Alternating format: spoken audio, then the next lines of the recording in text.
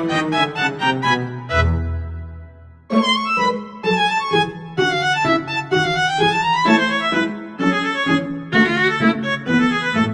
kasar, hingga revolusi Neolitik yang mengubah mereka menjadi petani menetap.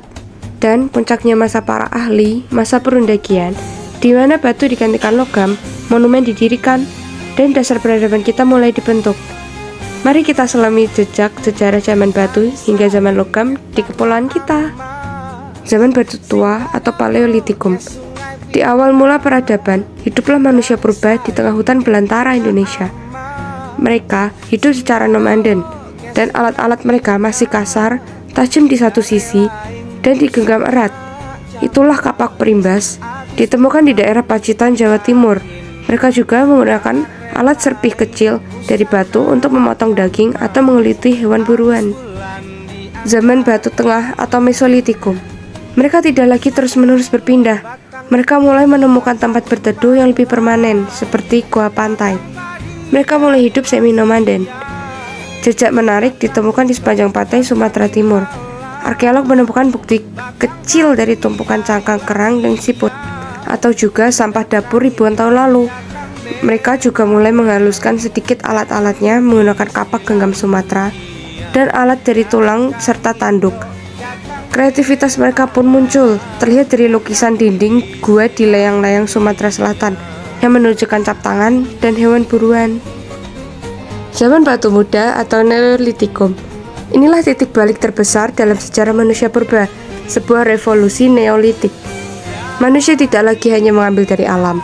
Mereka mulai menguasai alam. Mereka belajar bercocok tanam dan berternak. Mereka akhirnya hidup menetap di perkampungan.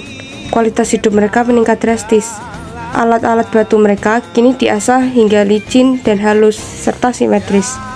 Mereka membuat kapak persegi untuk bertani di bagian barat Indonesia dan kapak lonjong di bagian timur.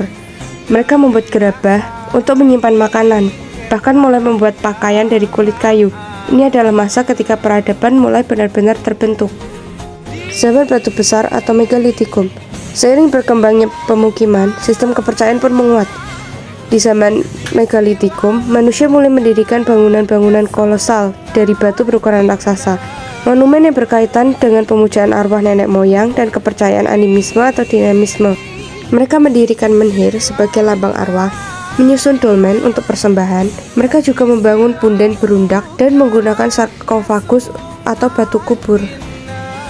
Zaman logam atau yang lebih dikenal sebagai masa perundagian adalah titik balik revolusional ketika manusia mulai mengenal dan mengolah logam. Mereka menggunakan tembaga, perunggu, dan besi sebagai bahan baku utama perkakas dan senjata mereka. Secara umum, zaman logam dibagi menjadi 3 fase. Pertama, zaman tembaga.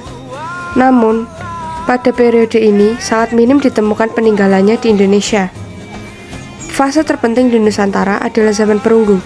Disinilah manusia berhasil mencampur tembaga dan timah untuk menghasilkan perunggu yang lebih kuat dan tahan lama.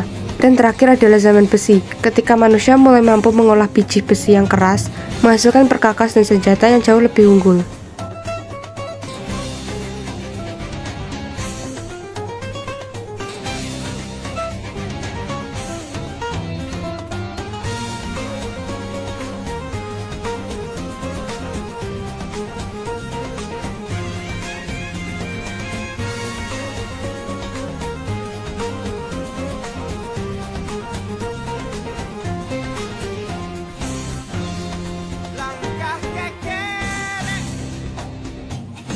Langkah